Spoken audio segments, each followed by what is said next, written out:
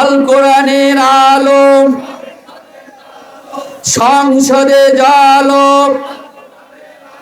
নারে তাকবীর। যে মানুষ মানুষের বেদনায়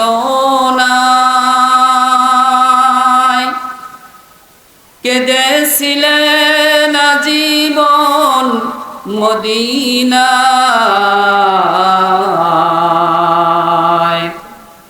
যে মানুষ মানুষের বেদনায় কেঁদেছিলেন আজীবন মদিনায়, সে মানুষ যদি এত সুন্দর না জানি তাহলে তুমি কত সুন্দর, কত সুন্দর তোমার সৃষ্টি যদি হয় এত সুন্দর না জানি তাহলে তুমি কত সুন্দর, কত সুন্দর। কিয়ামতের ময়দানেও আল্লাহ রাব্বুল আলামিন মানুষকে, কোরআনের কোথাও এসেছে 2 ভাগে ভাগ করা হবে, কোথাও এসেছে 3 ভাগে ভাগ করা হবে।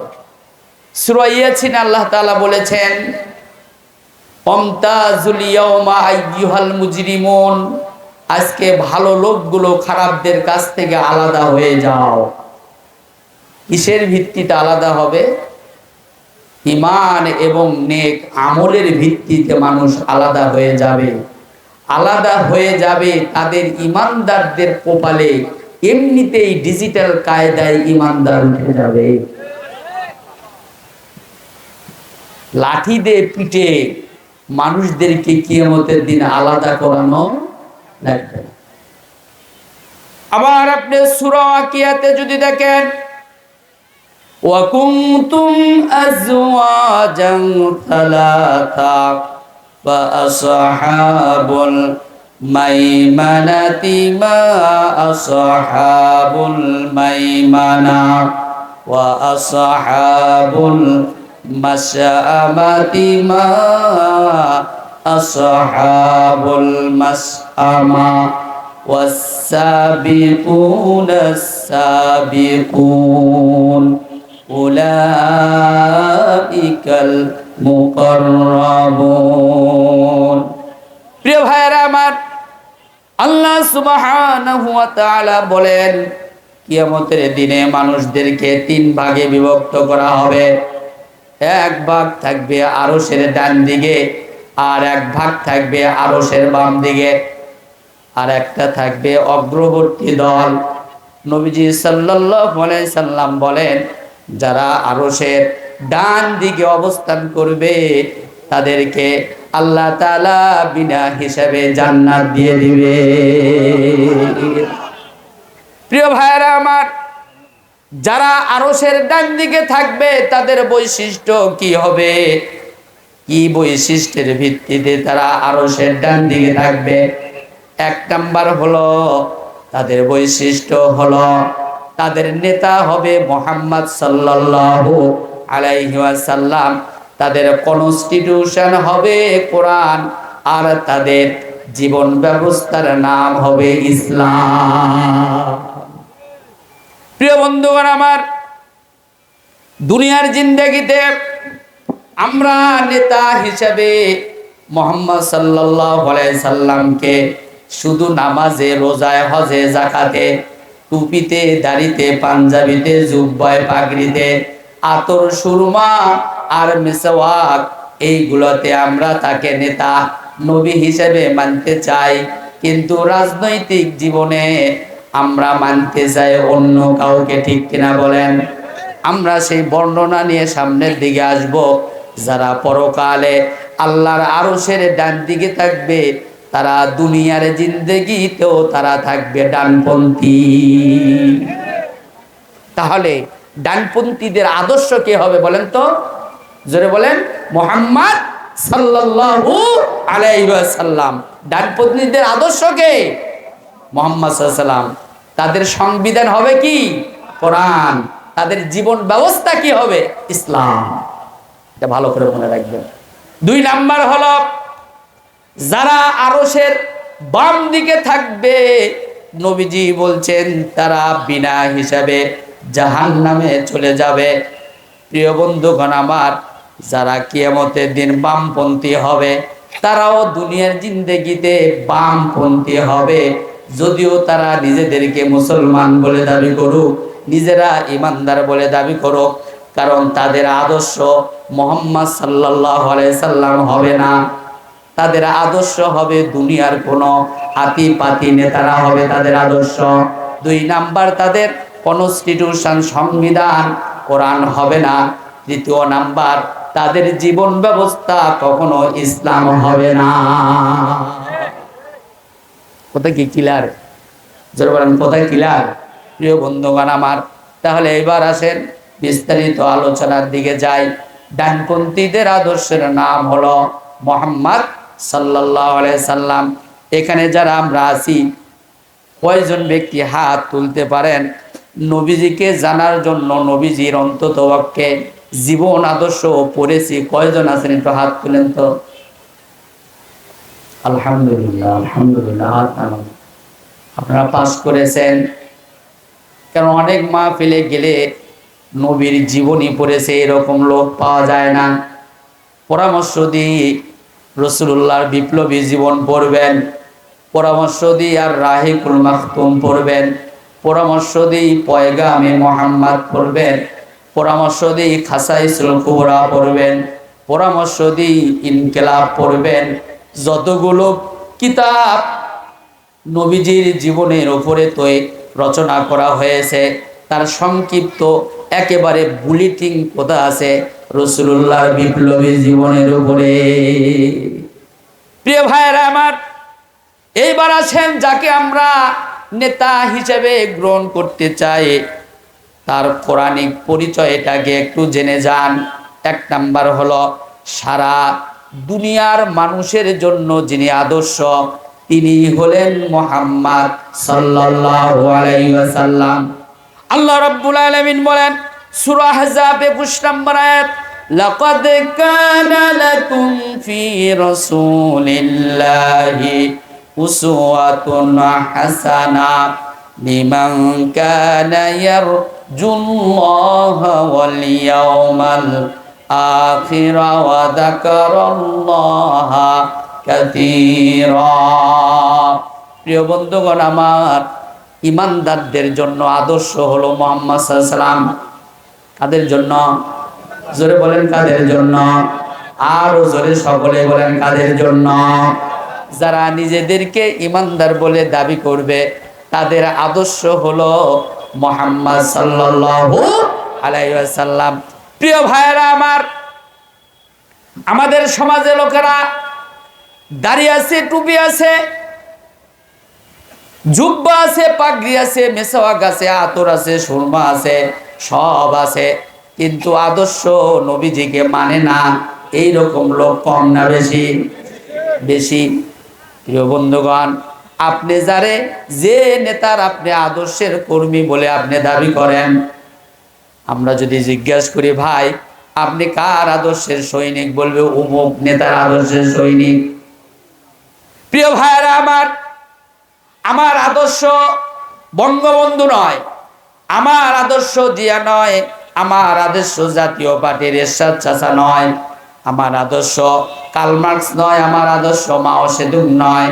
আমার আদর্শের নাম হলো আমার স্বপ্নের নেতা, যিনি দুনিয়া এবং আখিরাতের জন্য যিনি আমার নেতা, তার নাম হলো মুহাম্মদ সাল্লাল্লাহু আলাইহি ওয়াসাল্লাম। ঠিক কি না? দুনিয়ার জিন্দেগিতে রাসূলুল্লাহকে বাদ দিয়া অন্য কাউকে নেতা মানলে জান্নাত পাওয়া যাবে? পাওয়া যাবে? কোথাও পাওয়ার সুযোগ নেই। যদি বলি তুমি যে নেতার আদর্শের সৈনিক হয়ে কাজ করছো, তুমি তোমার নেতাকে বলো তো যে তোমার নেতা জীবনে একটি মিথ্যা কথাও বলেনি, এরকম নেতা তোমার নাকি? আর আমরা যে নেতার আদর্শের সৈনিক, তিনি তার 63 বছরের জীবনে একটি মিথ্যা কথাও বলেনি। যদি বলি তুমি যে নেতার আদর্শের সৈনিক, তোমার নেতাকে বলো তো যে তোমার নেতার দিনের চরিত্র কেমন, রাতের চরিত্র কেমন। আমার নেতার চরিত্র হলো তিনি বলেছেন আমি দিনে যা করি আর রাতে যা করি সব মানুষকে বলে দাও। তোমার নেতা দিনের বেলা এক চরিত্র, রাতের বেলা আরেক চরিত্র। জোরে বলেন ঠিক কিনা?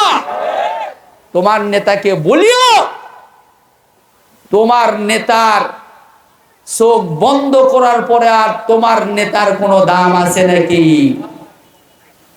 তোমার নেতাকে মারলে জান্নাতে যাওয়ার পারবে এইরকম একটা দলিল কি তুমি দেখাতে পারবে? আর আমি যে নেতার কথা বলছি সেই নেতাকে মারলে 100% জান্নাত। কত পার্সেন্ট জান্নাত? 100%। প্রিয় ভাইরা আমার, নবী সাল্লাল্লাহু আলাইহি সাল্লাম বলেন, হাদিসটা তিরমিজি শরীফের 2602 নম্বর হাদিস, মান আহাব্বা সুন্নতি ফাকাদ আহাব্বানি ওয়া মান আহাব্বানি কানা মাই ফিল জান্নাহ। যে ব্যক্তি আমাকে, আমার সুন্নাতকে ভালোবাসলো, মহব্বত করলো, অনুকরণ করলো, অনুসরণ করলো, ফলো করলো, সে যেন আমাকে ভালোবাসলো, আমারে অনুকরণ করলো, আমারে অনুসরণ করলো। আর যে আমাকে ভালোবাসবে সে আমার সঙ্গে একই সাথে জান্নাতে যাবে। প্রিয় ভাইরা আমার, এরপরে তিনি আরো বলেন, অকালা রাসূলুল্লাহ সাল্লাল্লাহু আলাইহি ওয়াসাল্লাম, তারাকতু ফিকুম আমরাইন লান তাদিল্লু মা তামাসসাকতুম বিহিমা কিতাবাল্লাহি ওয়া সুন্নাতি রাসূলি। নবীজি বলেন, আমি তোমাদের কাছে দুইটি জিনিস রেখে গেলাম, একটা হলো কোরআন আর একটা হলো আমার আদর্শ, আমার সুন্নাহ, আমার হাদিস। এইটাকে যারা ফলো করবে, অনুসরণ করবে, আঁকড়ে ধরবে, কামড়িয়ে ধরবে, সে কোনোদিন পথভ্রষ্ট হবে না। আমরা যেন পথভ্রষ্ট না হয় এই জন্য কিন্তু প্রতিদিন 40 বার করে কিন্তু আমরা বলি গায়রিল মাগদুবি আলাইহিম ওয়ালাদ-দাল্লিন। বলি কিনা বলেন? কি বলি? আল্লাহ তাদের পথে আমাদেরকে পরিচালিত করো না যারা তোমার পথে পথভ্রষ্ট হয়ে গেছে। পথভ্রষ্ট থেকে বাঁচার জন্য নবীজির আদর্শ গ্রহণ করা ছাড়া আর কোনো উপায় আছে কি? যেমন আছে কি? নাই। প্রিয় ভাইরা আমার, এরপর আল্লাহ রাব্বুল আলামিন বলেন, যে ব্যক্তি নবীকে অনুসরণ করবে, অনুকরণ করবে, তাআত করবে, সেই ব্যক্তি জান্নাতের পথ খুঁজে পাবে।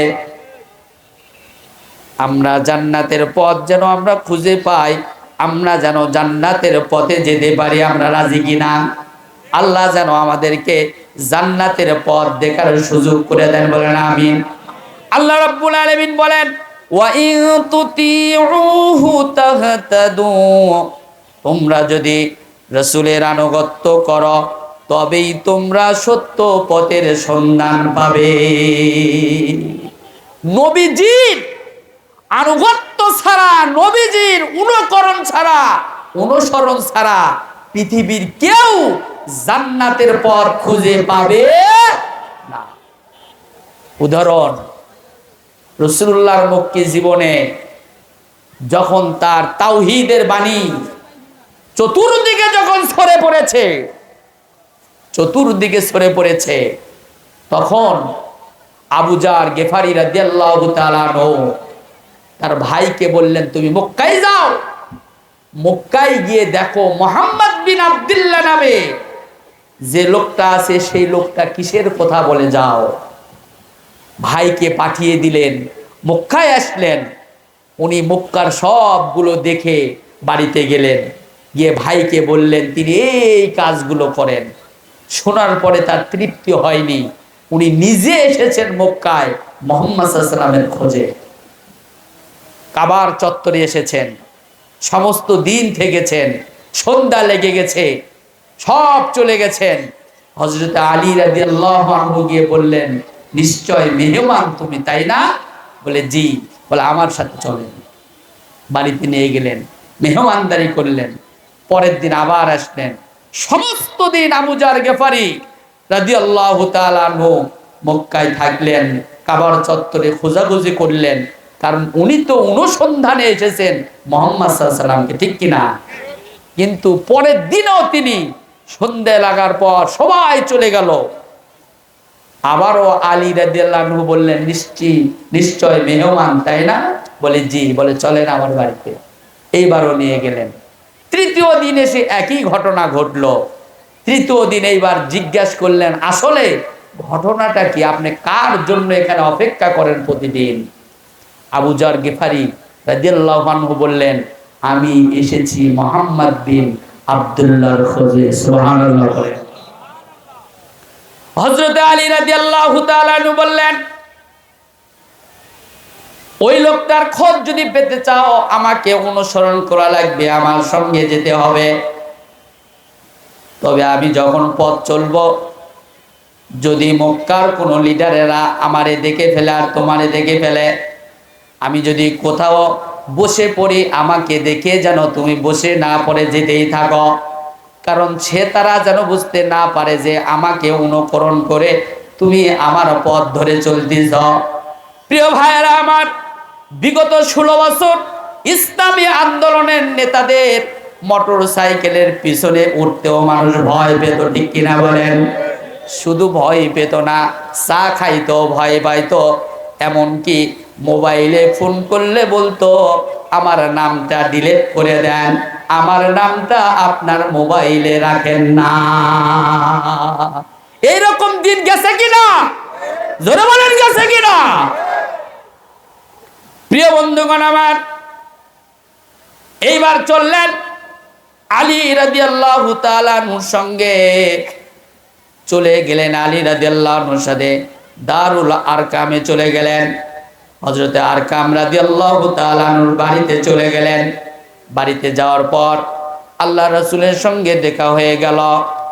যখন দেখা হয়ে গেছে, এইবার আল্লাহর রাসূলকে তিনি বলতেছেন, ইয়া রাসূলুল্লাহ, আপনি কিসের দাওয়াত দেন?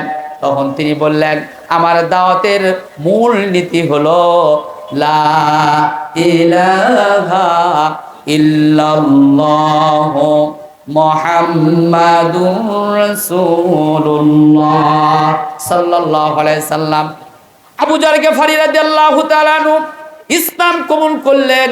ইসলাম কবুল করার পর আল্লাহ রাসূল বললেন, আবু যার বাড়িতে ফিরে যাও, কিন্তু ইসলাম কবুলের কথাটা আর কাউকে বলো না। কিন্তু ঈমান গ্রহণ করার পরে মনের মধ্যে এমন একটা ক্রিয়া সৃষ্টি হয়ে গেছে যে আমি আর নিজেকে গোপন রাখতে পারতেছি না, বরঞ্চ আমি অন্যকে বলে দিই। এই জন্য তিনি কাবার চত্বরে এসে জোরে পড়া শুরু করে দিলেন, আশহাদু আল্লা ইলাহা ইল্লাল্লাহু ওয়া আশহাদু আন্না মুহাম্মাদান আবদুহু ওয়া রাসূলুহু। বলা আর পিটন শুরু। কি বলা আর পিটন শুরু। 16 বছরে কি গেছে? মানুষ, সবগুলো মানুষ রাজনৈতিক পরিচয় দিতে পারে, কিন্তু আমরা নিজেকে পরিচয় দিতে পারি না। অনেকে নিজে লুকিয়ে থাকতে পছন্দ করেছে, অনেকে বলতেও চায়নি যে আমি এই দলে আছি। আর এখন সুদিন এসেছে, একেবারে যেন স্রোতের মতো দৌড়ে দৌড়ে এসে বলতেছে, আরে ভাই আমরা তো তোমাদের সাথে ছিলাম। এতদিন কোথায় ছিলে তুমি? এতদিন তোমার কি ভূমিকা ছিল? কি সহযোগিতা তোমার ছিল? এতদিন নিশ্চয় তোমার ঈমানের উপরে তোমার মুনাফিকির সিলমোহর ছিল। জোরে বলতে হবে, ঠিক কিনা? প্রিয় ভাইরা আমার, এরপর আল্লাহ রাব্বুল আলামিন বলেন, যে ব্যক্তি রাসূলুল্লাহকে অনুসরণ করবে, অনুকরণ করবে, সে মহা সফলতা লাভ করবে।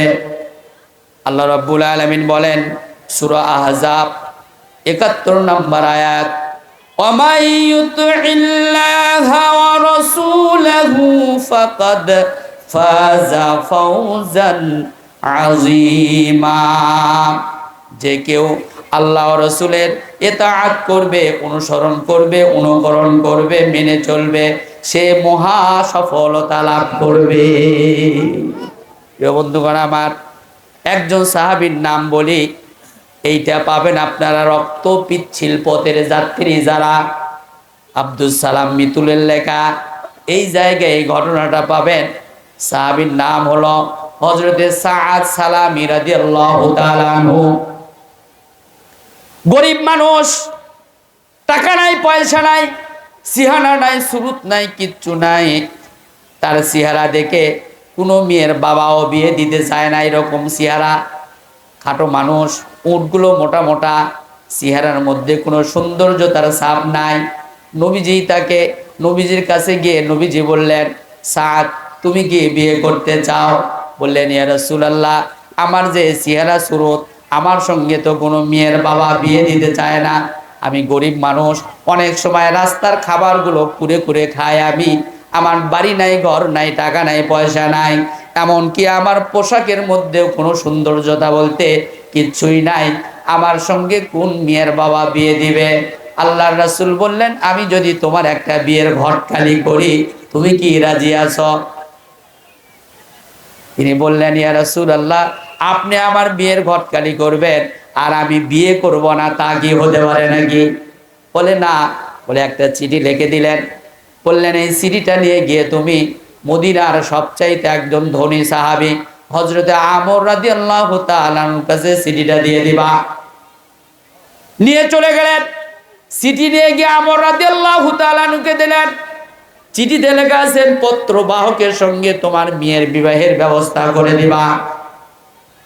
কিন্তু আমর রাদিয়াল্লাহু তাআলা আনহু দেখতেছেন চেহারার মধ্যে তো কোনো সৌন্দর্যতা নাই, একেবারে কালো কুচ্ছিত মানুষ, তার মধ্যে আবার খাটো মানুষ, গায়ের পোশাকগুলো ছেঁড়া ফাটা পোশাক। চিন্তা করলেন, সর্বনাশ, এমন একজন পাত্র, তাও আবার নবীজির ঘটকালিতে। স্ত্রীকে ডাকলেন, ডেকে বললেন, আমরা তো একটা মহা বেকায়দায় পড়ে গেলাম। বলে কি? বলে, নবীজি একজন পাত্রকে পাঠিয়ে দিয়েছেন আমার মেয়ের সঙ্গে বিবাহ দেওয়ার জন্য, কিন্তু পাত্রর হালত এই। দুইজনে স্ত্রী শোনার পরে স্বামীও কান্না শুরু করে দিয়েছে, আবার স্ত্রীও কান্না শুরু করে দিয়েছে। এইবার পাশে তার সুন্দরী রমণী ছিল, কন্যাটাও এসে বাবা মার কান্না দেখে বলতেছেন, তোমরা কাঁদো কেন? কি হয়েছে তোমাদের? কান্নার কারণটা কি আমি জানতে পারি কিনা? এইবার মা বাবা দুইজনই মনে বলতেছে, মা রে, নবীজির ঘটকালিতে একজন পাত্র পাঠিয়ে দিয়েছেন, পাত্রর হালত এরকম, চেহারা নাই, সুরত নাই, খাটো মানুষ, আবার গায়ের পোশাকগুলো ছেঁড়া ফাটাগুলো, আবার মাথার চুলগুলো উস্কো ফুস্কো। এই কথা শোনার পর এবার মেয়েও কান্না শুরু করে দিচ্ছে। এইবার মেয়ের কান্না দেখে মা বলতিছে, বাবা বলতিছে, তুমি রাগ করো না, তুমি যদি বিয়ে না করতে চাও, তোমারে আমরা বিয়ে দিব না, তারপরেও তুমি কান্না থামাও। বলে, না না, আমি তো ওই জন্য কাঁদতেছি না যে আমার ভাগ্যটা কত ভালো ভাগ্য, আমি কত বড় গুড লাক যে আমার জন্য স্বয়ং নবীজি নিজে ঘটক হইয়া পাত্রের ব্যবস্থা করে পাঠিয়ে দিয়েছেন। এই জন্য আমি নিজেকে বড় গৌরববোধ মনে করতেছি। প্রিয় ভাইরা আমার, এইবার বাবা বললেন, মা রে, তুমি আমাকে রাসূলুল্লাহর ভালোবাসার দিক দিয়ে আমার চাইতে তুমি এগিয়ে গেলে। প্রিয় বন্ধুগণ আমার, এইবার গরিব মানুষ, মহারণার টাকা পর্যন্ত নাই, এত গরিব মানুষের কি হবে? এবার আমর রাদিয়াল্লাহু তাআলা আনহু তার বিবাহের সামগ্রী কেনার জন্য তিনি তাকে কিছু টাকা পয়সা দিলেন। টাকা পয়সা নিয়ে তিনি চলে গেলেন। বাজারে গিয়া জিনিসপত্র কেনার পর বাড়ির দিকে ফিরতেছেন, হঠাৎ করে কে যেন ডঙ্কা বাজিয়ে দিচ্ছেন, ঢোল পিটিয়ে দিচ্ছেন। ও রাসূলুল্লাহর সাহাবীরা, তোমরা কে কোথায় আছো গো? আল্লাহর রাসূল তোমাদেরকে জিহাদের ময়দানের জন্য আহ্বান করেছেন। প্রিয় বন্ধুগণ আমার, আমাদের কি অবস্থা ছিল বলেন? বউ বলতো যে মিছিলে গিয়েও না, ধরা পড়লে কিন্তু চাকরিটা চলে যাবে। কি বউ বলতো মিছিলে গিয়েও না, আরে ইমামতি করে খাও, ইমামতিটা চলে গেলে খাওয়া কি দিয়ে। এমনকি আমার নিজ এলাকার অনেক দুষ্ট বইয়েরা পর্যন্ত স্বামীর পরের দিনের প্রোগ্রাম শুনলে তারা নিজের জামা কাপড়গুলো ভিজে রাখত যেন না যায়। প্রিয় বন্ধুগণ আমার, এইবার সাদ সালামী রাদিয়াল্লাহু তাআলা আনহু দোকানদারকে গিয়ে বললেন, ভাই এইগুলো সবগুলো ফেরত নিয়ে নাও, আর আমারে একটা ঢাল দাও আর একটা তরবারি দাও। একটা ঢাল নিলেন, একটা তরবারি নিলেন, যুদ্ধের ময়দানে চলে গেলেন। যুদ্ধে মুসলমানদের বিজয় হয়ে গেল। বিজয় হয়ে যাওয়ার পর আল্লাহ রাসূল সাহাবীদেরকে বলতেছেন, শহীদদেরকে এক জায়গায় করো। শহীদদেরকে এক জায়গায় করলেন। করার পরে আল্লাহ রাসূল বললেন, এই জিহাদে একজন সাহাবী এসেছে, তার নাম হলো সাদ সালামী, তারে খুঁজে বের করো। সাহাবীরা কেউ তারে চিনতেছে না। আল্লাহ রাসূল নিজে খুঁজলেন, খুঁজে বের করলেন, দেখলেন গোটা শরীরটা এত ক্ষত বিক্ষত হয়ে গেছে, একেবারে চোখের মধ্যে, মুখের মধ্যে, কানের মধ্যে সব জায়গায় বালু দিয়ে ঢেকে গেছে। আল্লাহ রাসূল তারে নিয়ে আসলেন, নিজ হাত দিয়ে ধুলোবালিগুলো তিনি ছাড়িয়ে দিলেন, নিজের উরুর উপরে রাখলেন। উরুর উপরে রাখার পর একবার তিনি কাঁদে ফেল দিলেন, আবার তিনি হাসলেন। সাহাবীরা বললেন, ইয়া রাসূলুল্লাহ, আপনি কাঁদলেন কেন আর হাসলেন কেন, বুঝলাম না। আল্লাহ রাসূল বললেন, আমি এই জন্য কাঁদলাম, এমন একজন সাহাবী ছিল যার সঙ্গে কোনো মেয়ের বাবা বিবাহ দিতে রাজি ছিল না। আমি নিজে তারা ঘটকালে কইরা একটা পাত্রীর ব্যবস্থা করে দিয়েছিলাম। সবকিছু বন্দোবস্ত হয়ে গেছে, বিয়ে হয়ে গেছে, সবকিছু হয়ে গেছে। বাসর ঘর বাদ দিয়ে আল্লাহর দিন কায়েমের ময়দানে ঝেঁপে পড়েছে। এই জন্য দুনিয়ার জীবনের আনন্দ উল্লাস থেকে সে বঞ্চিত। এই জন্য আমি কাঁদতেছি আর হাসতেছি। আমি এই জন্য যে আমি নবী, আমি যা দেখি তোমরা তা দেখো না। আসমানের দিকে তাকিয়ে দেখতেছি আল্লাহ রাব্বুল আলামিনের জান্নাতুল ফেরদাউসের ফেরেশতারা, আপনার হুরেরা, তারা ফুলগুলো নিয়ে এই সাদ সালামীর দেহের উপরে বর্ষণ করতেছে। প্রিয় ভাই সব, নবীজিকে, নবীজির ইতাআত ছাড়া, অনুকরণ ছাড়া, অনুসরণ ছাড়া সফলতার মুখ দেখা যাবে না। শুধু টুপিতে, শুধু দাড়িতে, শুধু জুব্বাতে, শুধু পায়জামায়, শুধু আতরে, কিছু সুরমায়, কিছু মেসওয়াকে আমি থাকবো, আর ময়দানে চলবে শয়তানের শাসন ব্যবস্থা, আর আমি তসবির দানার মধ্যে জান্নাত খুঁজবো, এটা ইমানদারদের পরিচয় নয়। অনেকে সব বলে, কিন্তু যখনই বলা হয় রাজনৈতিক জীবনে আপনার আদর্শিক নেতাকে, তখন বলবে আমার আদর্শিক নেতা অমুক। আচ্ছা বলেন তো দেখি, মোবাইলের নাম্বার কয়টা? যারা বলেন কয়টা? 11টা। সঠিক নাম্বারে কল দেওয়ার জন্য কয়টা নাম্বার লাগবে? 11টাই। ভুল নাম্বারে কল দেওয়ার জন্য কয়টা নাম্বার? ভুল হওয়া যথেষ্ট, একটাই। জীবনের সব নাম্বার ঠিক থাকলো, নামাজের নাম্বার ঠিক, রোজার নাম্বার ঠিক, হজের নাম্বার ঠিক, যাকাতের নাম্বার ঠিক, সব ঠিক, কিন্তু আল্লাহর জমিনে আল্লাহর দ্বীন কায়েমের নাম্বার ঠিক নাই। ওই নাম্বারটা আপনার রং, ওই রং নাম্বারটা আপনি যতক্ষণ পর্যন্ত ঠিক না করবেন, আপনার ওই রং নাম্বারটাই কিয়ামতের দিনে আপনার জাহান্নামে যাওয়ার জন্য যথেষ্ট হয়ে যাবে। জোরে বলতে হবে ঠিক কিনা? প্রিয় ভাইরা আমার, যে ব্যক্তি নবীজিকে মেনে চলবে তিনি নবী, সিদ্দিক, শহীদ এবং ভালো মানুষদের সাথে জান্নাতে থাকবে। কাকে?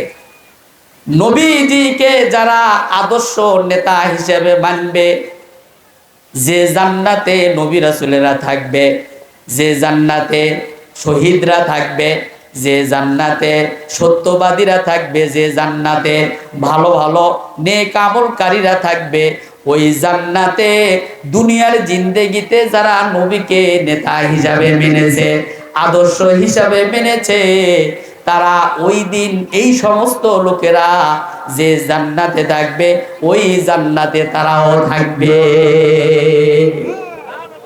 আল্লাহ রাব্বুল আলামিন বলেন সূরা নিসা 69 নম্বর আয়াত, ওয়ামান ইউতিইল্লাহা ওয়া রাসূলা ফাউলাইকা মা'আল্লাযীনা আন'আমাল্লাহু আলাইহিম মিনান নাবিয়্যিনা ওয়াস-সিদ্দিকিনা ওয়াশ-শুহাদা'i ওয়াস-সালিহিন। যে ব্যক্তি আল্লাহকে মেনে চলবে, রাসূলকে মেনে চলবে, তারা নবী, সিদ্দিক, শহীদ এবং সালেহিনদের সঙ্গে একই সঙ্গে জান্নাতে থাকবে। প্রিয় ভাইরা আমার, এরপরে আসেন, যে ব্যক্তি দুনিয়ার জিন্দেগিতে নবীকে মানবে না, কিয়ামতের দিন হাউজে কাউসারের পানি থেকে সে বঞ্চিত হবে। যে ব্যক্তি নবীজির আদর্শ গ্রহণ করবে না, সেই ব্যক্তি কিয়ামতের দিন নবীজির হাউজে কাউসারের পানি থেকে বঞ্চিত। কি বলেন সুবহানাল্লাহ? জোরে একটু বলেন নাউজুবিল্লাহ। কিয়ামতের দিন আমরা কারা কারা নবীজির কাছ থেকে হাউজে কাউসারের পানি নিতে রাজি না? কারা কারা হাত তোলেন?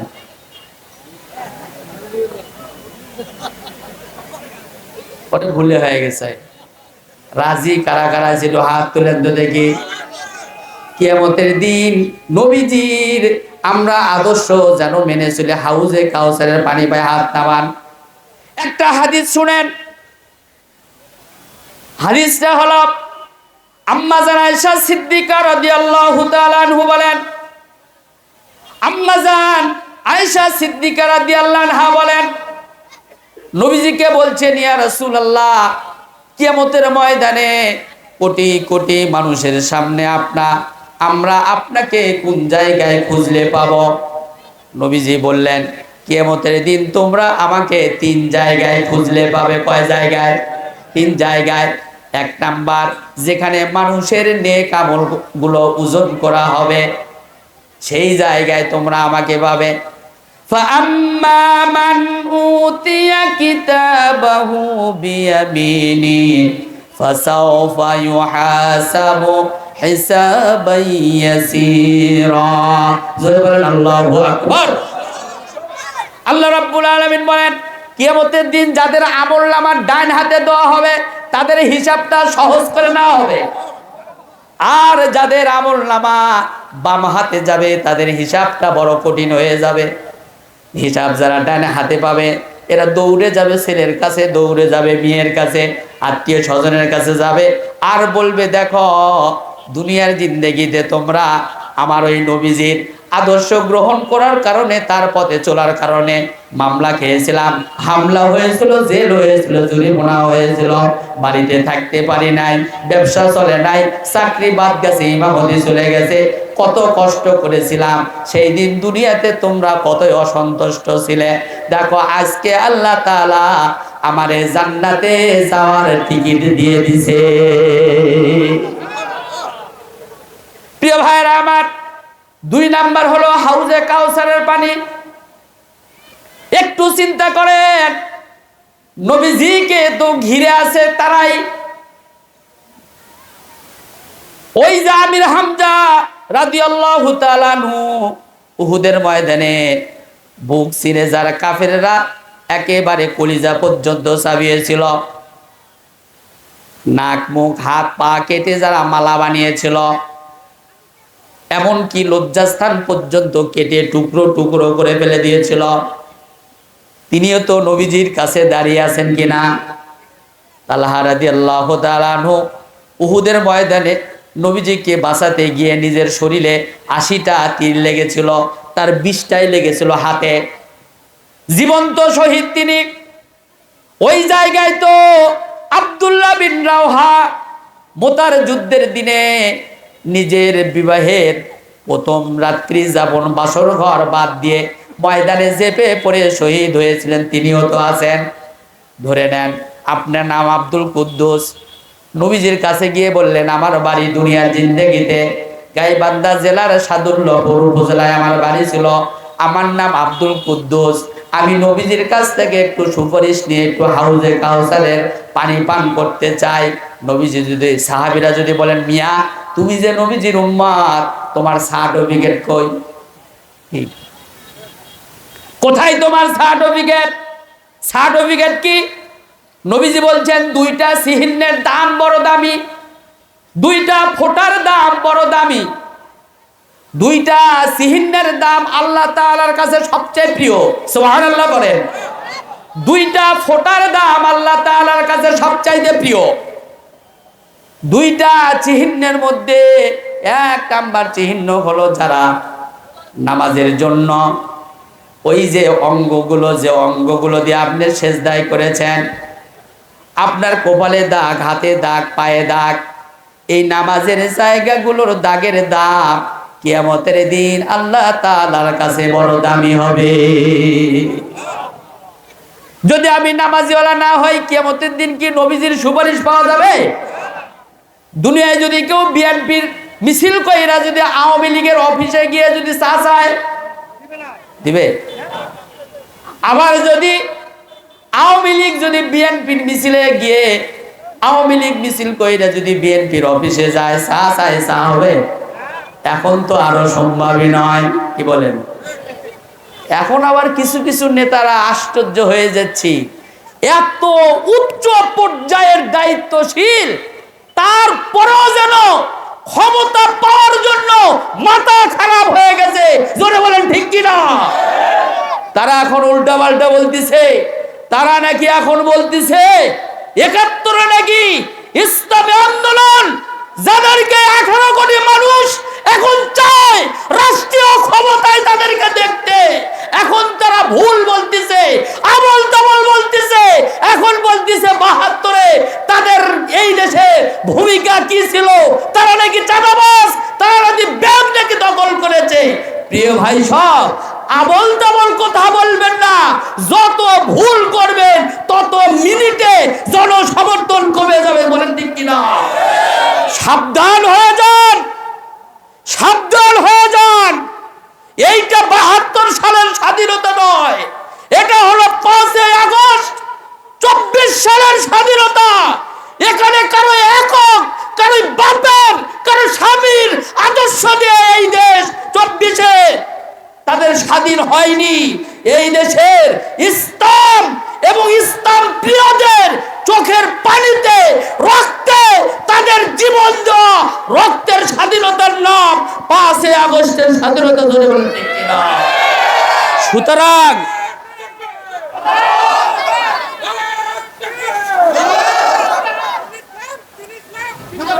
প্রিয় ভাই সব, একমাত্র আমরাই গর্ব করে বলতে পারি এই দেশের মানুষকে সুদ মুক্ত অর্থনীতি ব্যবস্থা চালু আমরাই করেছি। এই বাংলাদেশে আমাদের ব্যাংকে জালিমেরা দখল করে, দখলদারিত্ব করে ইসলামী ব্যাংকের উপরে হামলা করে এস আলম গ্রুপের মতো দুর্নীতিবাজদেরকে ঢুকায় দিয়া ইসলামী ব্যাংকের সুনামকে নষ্ট করার পায়ে তারা করেছে। জোরে বলেন ঠিক কিনা? তোমাদেরকে বলি, তোমরা কি করেছো বলো তো দেখি? তোমাদের ব্যাংক কোনটা? তোমরা যারা বলো ইসলাম ব্যাংক তারা দখল করেছে, তোমাদের ব্যাংক কোনটা তোমরা দেখাও। জাতি দেখতে চায় তোমাদের ব্যাংক কোনটা। জোরে বলেন ঠিক কিনা? তোমরা অন্যের মাথায় ব্যাংক মানে বেল ভাঙ্গিয়ে খাওয়ার রাজনীতি করো, রাজনীতি ভুলে যাও। এখন বাংলাদেশের গণজোয়ার সৃষ্টি হয়েছে কোরআনের পক্ষে। জোরে বলতে হবে ঠিক কিনা? তোমাদেরকে বলি, এক আল্লামা সাইদি সাহেবের জনপ্রিয়তাতে বাংলাদেশের সকল অনিস্লামিক রাজনীতি বন্যার পানিতে ভেসে গিয়েছে। জোরে বলেন ঠিক কিনা?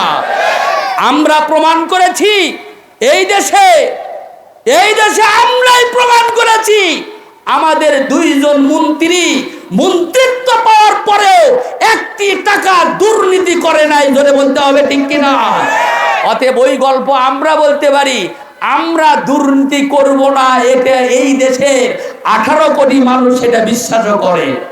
চ্যালেঞ্জ দিয়ে গেলাম আজকে সাদুল্লাহপুর মানুষকে, এই যে ভিডিওগুলো হচ্ছে যাবে, চ্যালেঞ্জ দিয়ে গেলাম গোটা বাংলাদেশে যদি এই দেশের 18 কোটি মানুষের সংগঠন, যে সংগঠনের শিকড়ে হাজার হাজার শহীদদের রক্ত আছে, ওই শহীদদের রক্তের কসম করে বলতে পারি, একটি দুর্নীতি যদি এই দলের কর্মী সমর্থকদেরকে দেখাতে পারো, আমরা অন্ততপক্ষে বাংলাদেশে আর এই বক্তব্য কোনোদিন দিব না। বলেন তো দেখি, আপনাদের এলাকায় কোনো দোকানপাট দখল করেছে? দোকান দখল করেছে এরকম একটা নমুনা আপনারা দেখাতে পারবেন? যারা বলেন পারবেন। আপনাদের কাছ থেকে চাঁদা নিয়েছে, দেখাতে পারবেন? দেখাতে পারবেন না। সুতরাং আবল তাবল বক্তব্যগুলো বাদ দেন, জাতির খেদমতে আসেন, আগামী দিন সবাই মিলে দেশটাকে সুন্দর করি। আল্লাহ তৌফিক দান করবেন, আমিন। আরো জোরে বলেন আমিন। প্রিয় ভাইরা আমার, তাহলে কিয়ামতের দিন আল্লাহ রাসূল বলেন দুইটা ফোঁটা, দুইটা চিহ্নের মধ্যে এক নাম্বার হলো নামাজের চিহ্ন। নামাজিওয়ালা হওয়ার দরকার আছে কি নাই? দিন কায়েমের আন্দোলনের আপনি কর্মী, কিন্তু ফজরের নামাজ বাড়িতে কেন? জোরে বলেন। দিন কায়েমের আন্দোলনের কর্মী, ফজরের নামাজ বাড়িতে কেন? আপনি মুয়াজ্জিনের ভূমিকা পালন করবেন। মুয়াজ্জিন না থাকলে আপনি আজান দিবেন, ইমাম না থাকলে ইমামতি করবেন, কিন্তু দিন কায়েমের কথা বলবেন, কিন্তু নামাজ পড়বেন না। আপনার মতো কর্মী দিয়ে 100 বছরও দিন কায়েমে দেশে হবে না। আজকে কি আমরা সিদ্ধান্ত নিতে পারি যতদিন বেঁচে থাকবো অন্তত পক্ষে নামাজি আলা হয়ে মারা যাবো? রাজি আছেন? কারা কারা একটু রাজি আছেন একটু দেখান তো, 2 হাত তুলে। নারে তাকবীর, নারায়ে তাকবীর। আল কোরআনের আলো, সংসদে জালো, নারায়ে তাকবীর, নারায়ে তাকবীর।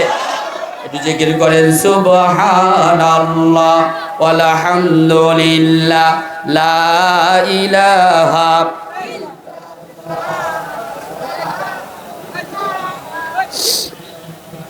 সুবহানাল্লাহ ওয়ালহামদুলিল্লাহ লা ইলাহা ইল্লাল্লাহ লা ইলাহা ইল্লাল্লাহ মুহাম্মাদুর রাসূলুল্লাহ। বলি সাল্লাল্লাহু।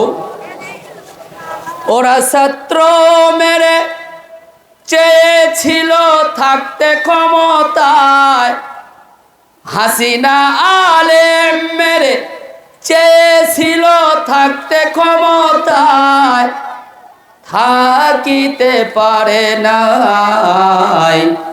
আলেমরা পালায় না তো জালেম পালায়, আলেমরা পালায় না তো জালেম পালায়।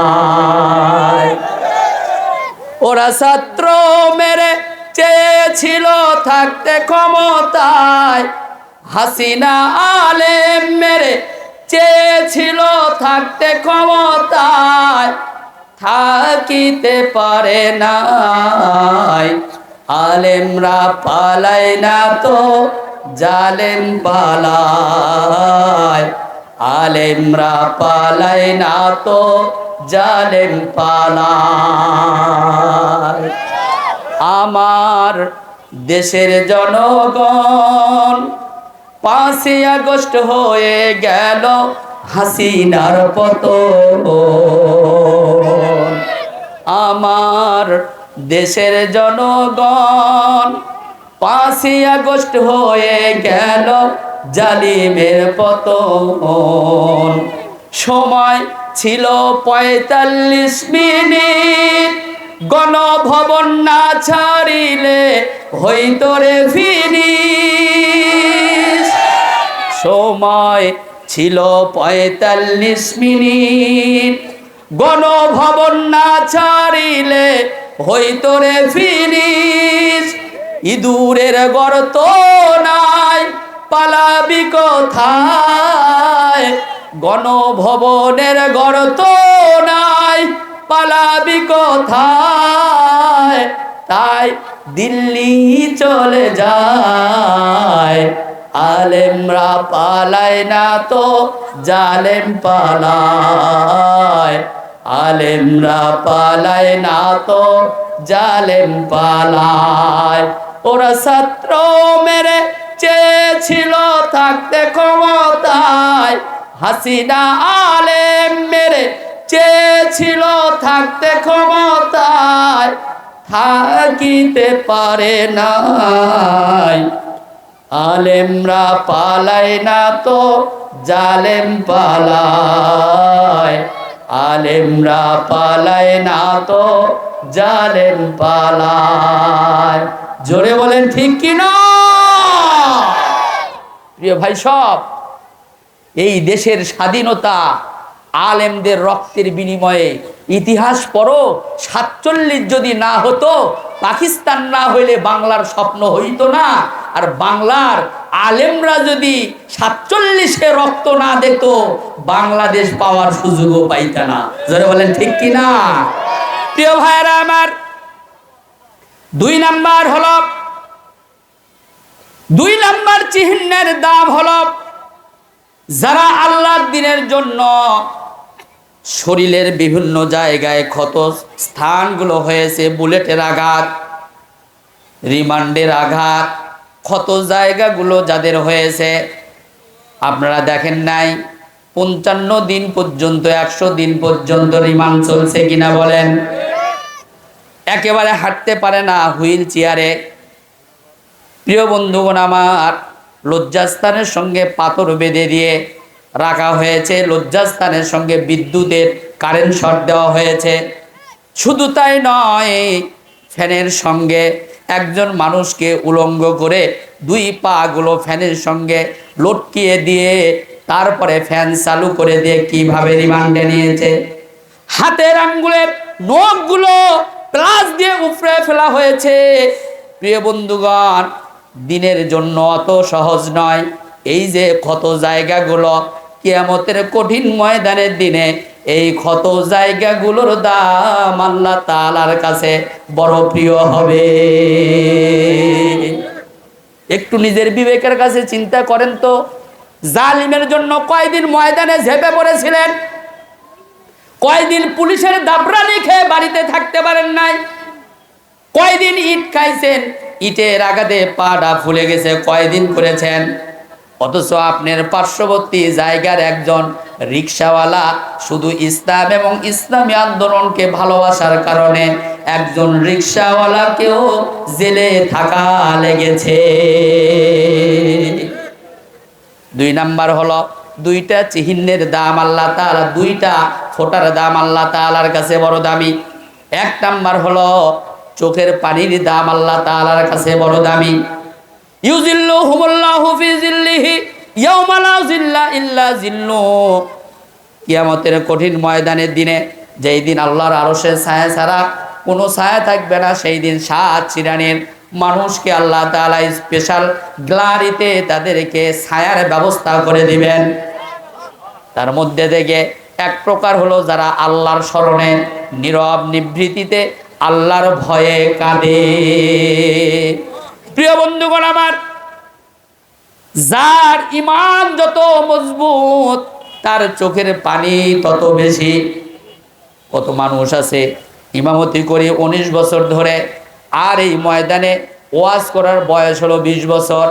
হয়তোবা দেখতে মনে হচ্ছে একেবারে চেংরা হুজুর। 2005 সাল থেকে আপনাদের এই জায়গায় একবার মহিলা সমাবেশে এসেছিলাম, মহিলা সমাবেশে একবার আপনাদের এই ময়দানে এসেছিলাম। প্রিয় বন্ধুগণ আমার, 20 বছরের অভিজ্ঞতার আলোকে আমি বলতেছি, কিয়ামতের কঠিন ময়দানের দিনে এই চোখের পানির ফোঁটার দাম বড় দামি। যার ঈমান যত মজবুত তার চোখের পানি তত বেশি।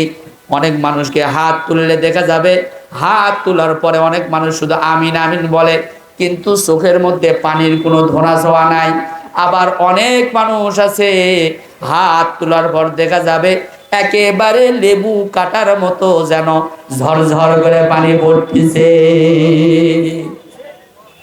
কাদার অভ্যাস করেন, শুধু ময়দানে মধ্যে মুজাহিদদের মতো থাকতে হবে না। কাদার জন্য তাহাজ্জুদের জায়নামাজে চোখের পানি লাগবে রে বন্ধু আমার। কারণ আমি যে জায়গায় শপথ নিয়ে এসেছি, নিজের জীবনের সব কিছুর বিনিময় দিয়ে হলো আল্লাহ তাআলার জান্নাতে যাওয়ার প্রতিশ্রুতি দিয়ে তো আমি বায়াত গ্রহণ করেছি।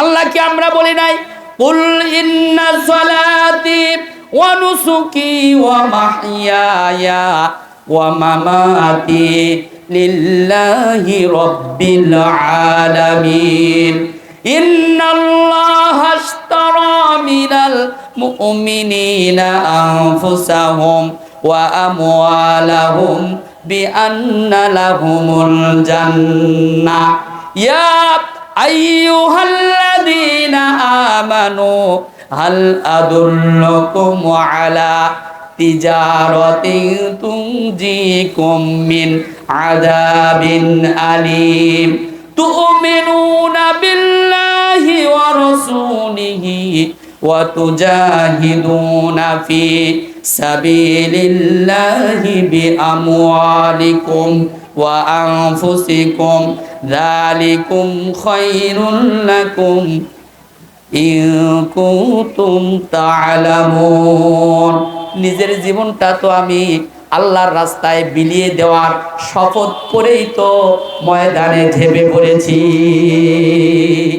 যার কারণে যে ব্যক্তি আল্লাহকে নিজের জীবনের সব কিছু দিয়ে দিতে পারে আল্লাহর জান্নাতের বিনিময়ে, সেই ব্যক্তি তো ফাঁসির মঞ্চকে হাসি মুখে গ্রহণ করতে পারে।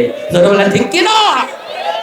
যে ব্যক্তি নিজের জীবনটাকে আল্লাহর রাস্তায় দিয়ে জান্নাত ক্রয় করতে চায়, সেই ব্যক্তি তো তার জীবন দেওয়ার আগে বলতে পারে আমি কিছুক্ষণ ঘুম পেরেনি। আপনারা শুনেন নাই মীর কাসেম ভাইয়ের শাহাদতের পূর্বে যখন জল্লাদ এসে বলছেন স্যার আপনার ফাঁসির সময় হয়ে গেছে, বলে কতক্ষণ? বলে আর 1 ঘন্টা। বলে 1 ঘন্টা একটু ঘুম ফেরেনি। সুবহানাল্লাহ বলতে মন চায় না? আরে ভাই, তুরস্কের শ্রেষ্ঠ মুহাদ্দিস, শ্রেষ্ঠ ইসলামিক স্কলার, তিনি বলেছেন আমরা বদরের শহীদদেরকে দেখিনি, আমরা উহুদের ময়দানের শহীদদেরকে দেখিনি, তবে 20 শতাব্দীতে তাদের উত্তর অনুসারীদেরকে বাংলাদেশের মধ্যে মুজাহিদদেরকে আমরা দেখেছি, যারা স্বামীকে ফাঁসির মঞ্চে এসে জাতিকে ভি চিহ্ন দেখাতে পারে। কি মান মনে করেন? মামলা খাওয়ার ভয়ে তো ইসলামী আন্দোলনে ছিলাম না, মামলা খাওয়ার ইমামতি চলে যাওয়ার ভয়ে সত্য কথাটা মসজিদে বলার সাহস পাইনি, সত্য কথাটা বলার সাহস পাইনি, আমার ব্যবসাটা বন্ধ হয়ে যাবে বলে। আর তারা বছরের পর বছর ফাঁসির কাস্টে থেকে জেলের মধ্যে আরেকটা জেল আছে, তার নাম সিলেট। এই 16 বছরে জেল খেটেছেন কারা কারা? হাত তুলেন তো দেখি। ওই যে তাকায় দেখেন, ওই যে দেখেন 2 জন মানুষের হাত পিছনের দিকে তাকায় দেখছেন। আর দুনিয়া সিজনুল মুমিন ওয়া জান্নাতুল কাফির। প্রিয় ভাইরা, এই হাদিসটার বাস্তবতা অনেক কঠিন। যে ব্যক্তি জেলখানায় যায়নি ও ঈমানের কোনো মজাই বুঝেনি। যে ব্যক্তি আল্লাহকে ভয় করবে সেই ব্যক্তিকে দেখে গোটা দুনিয়া ভয় পাবে, ঠিক কিনা বলেন? ফিলিস্তিনের দিকে তাকিয়ে দেখেন, সিনওয়ারের দিকে তাকিয়ে দেখো, গোটা বিশ্বের মুসলমান সিনওয়ারের দিকে তাকিয়ে দেখো, যেখানে ইসরায়েলের দখলদারিত্বের সামনে কিভাবে মধ্যে মুজাহিদদের মতো তাদের চোখ ফাঁকি দিয়ে বছরের পর বছর ময়দানে নেতৃত্ব দিয়েছে। একটু ভয়ও তাদের হৃদয়ে মানুষের ছিল না আল্লাহর ভয় ছাড়া। জোরে বলেন ঠিক কিনা বলেন? প্রিয় ভাইয়েরা আমার, দুইটা ফোঁটার মধ্যে একটা বললাম চোখের পানি, 2 নাম্বার বললাম যারা আল্লাহর দ্বীনের জন্য, সত্যের জন্য, কোরআনের জন্য যারা রক্ত দিয়েছে, এই রক্তের দাম বড় দামি হবে কিয়ামতের ময়দানে। সাহাবীরা যদি বলেন, মিয়া তুমি যে নবীর উম্মত, তোমার নামাজের জায়গাগুলো চিহ্ন কই? দিন কায়েমের আন্দোলনের চিহ্নগুলো কই তোমাদের কাছে? তালহা রাদিয়াল্লাহু তাআলা আনহু যদি বলে, মিয়া আমি তো নবীজিকে বাঁচাতে গিয়ে আমার শরীরে 80টা আঘাত লেগেছিল, তোমার কি একটু আঘাতও নাই? যদি বলে, শহীদরা যদি বলে, আমির হামজা যদি বলে, মিয়া আমার বুকটা তো ছিঁড়ে নিয়ে কাফেরেরা কলিজা পর্যন্ত বের করে চাবিয়েছিল, তোমার শরীরে কি একটু আল্লাহর দ্বীন কায়েমের আন্দোলনে একটু উষ্ট লেগেও কি তোমার পাটা ফেটে যায় নাই? প্রিয় বন্ধুগণ আমার, কোনো জবাব আছে নাকি কিয়ামতের দিন? কোনো জবাব নাই। এই জন্য কিয়ামতের দিন বললাম 3 জায়গায় নবীজিকে পাওয়া যাবে। 1 নাম্বার হলো যেখানে মানুষের আমলনামা ওজন করা হবে। 2 নাম্বার যেখানে হাউজে কাউসারের পানি বন্টন করা হবে। 3 নাম্বার হলো তাদের জন্য ফুলসিরাত, ফুলসিরাতের জায়গায় গিয়ে বড় বেকায়দায় পড়ে যাওয়া লাগবে।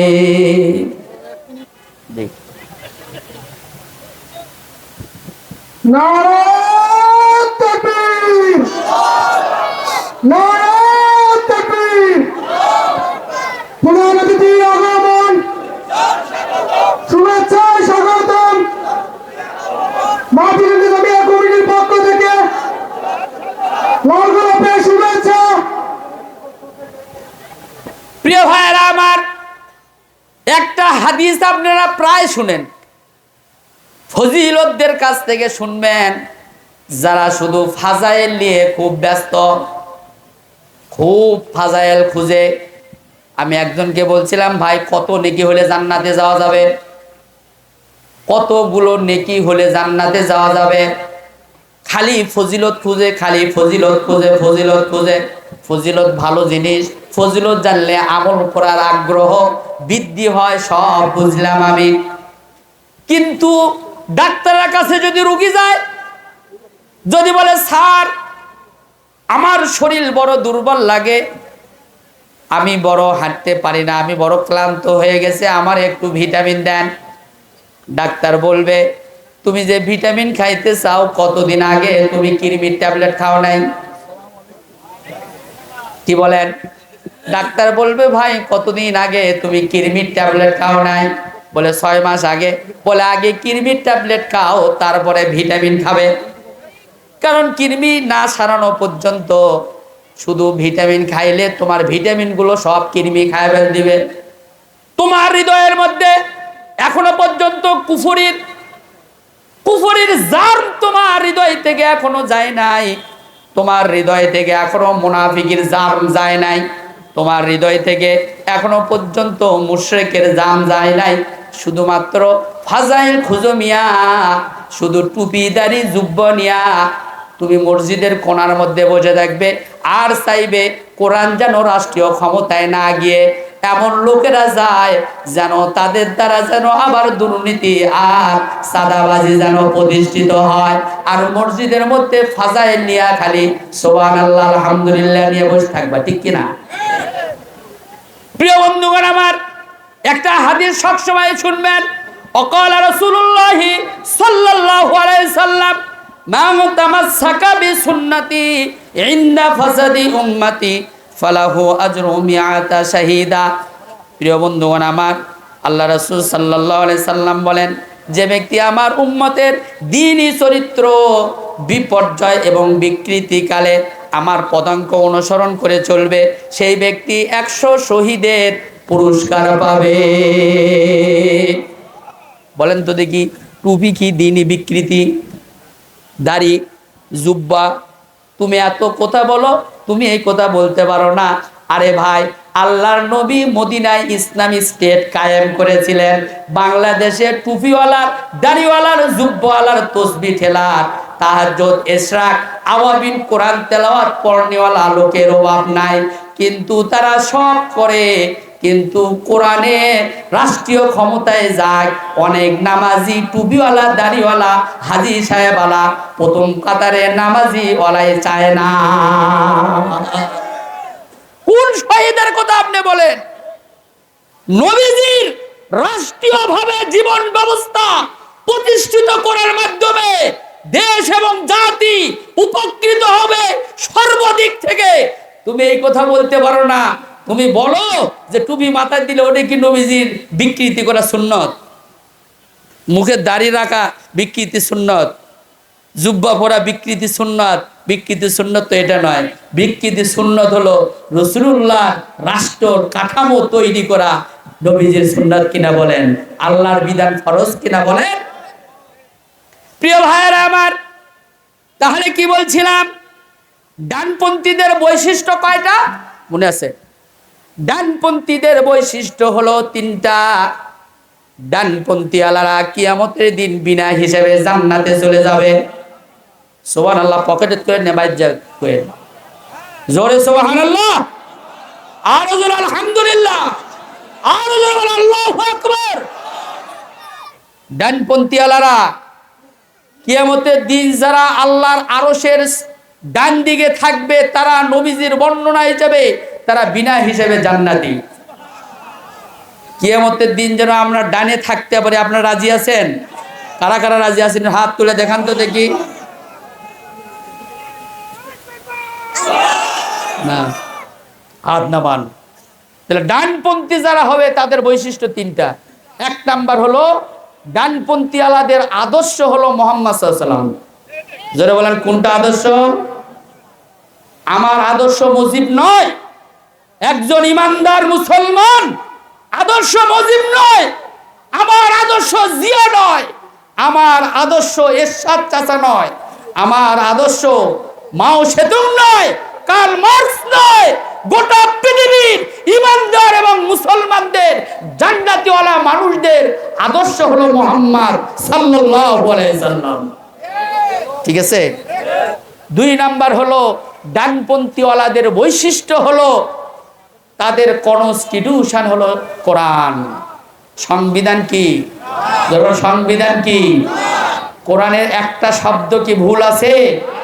গোটা পৃথিবী কি কোরআনের কোনো শব্দকে ভুল প্রমাণ করে দিতে পারছে?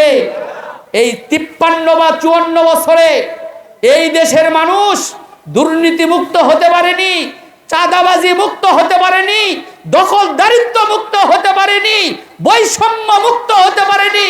সুতরাং এই দেশ এবং জাতিকে দুর্নীতি মুক্ত করতে হলে, চাঁদাবাজিওয়ালা মুক্ত করতে হলে, দখলদারিত্ব মুক্ত করতে হলে, সুখী সমৃদ্ধশালী টিকসই বাংলাদেশ তৈরি করতে হলে রাষ্ট্রীয় শাসন ক্ষমতায় যারা এই কোরআনকে সংসদে নিয়ে যেতে চায়, ডানপন্থীরা হলো, তাদের বৈশিষ্ট্য হলো তাদের কনস্টিটিউশন কোরআন।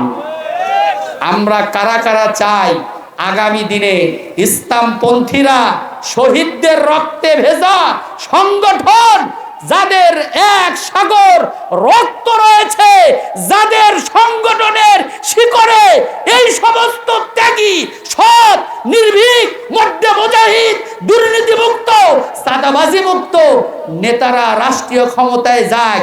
আপনারা কারা কারা চান একটু হাত তুলে আল্লাহকে দেখান তো দেখি। নারে তাকবীর, নারে তাকবীর। আল কোরআনের আলো সংসদে জ্বলো, আমার নেতা তোমার নেতা, মুস্তাফা, নারায়ে তাকবীর। হাত নামান।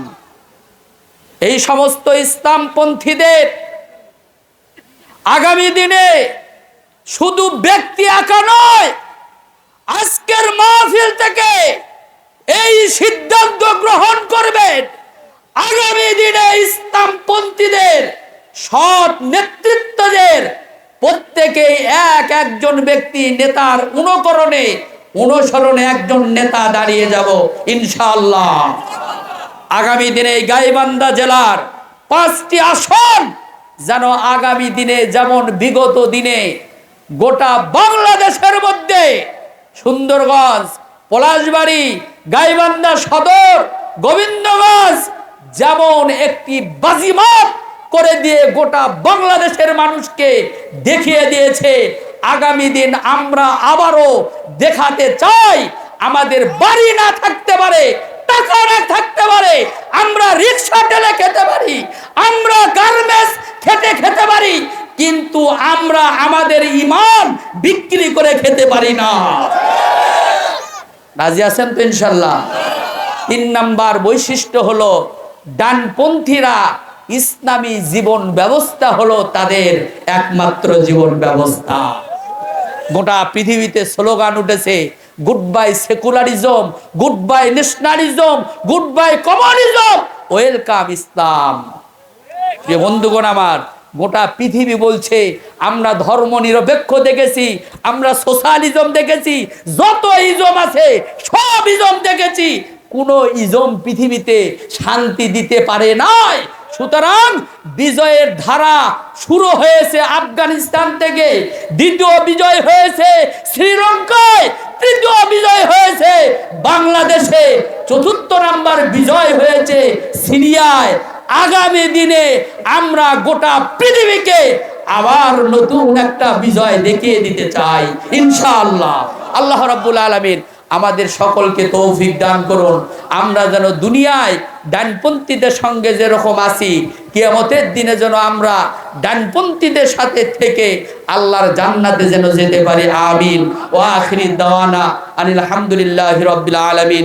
সুবহানাকা আল্লাহুম্মা বিহামদিকা আশহাদু আল্লা ইলাহা ইল্লা আনতা আস্তাগফিরুকা ওয়া আতুবু ইলাইক। আসসালামু আলাইকুম ওয়া রাহমাতুল্লাহি ওয়া বারাকাতুহু।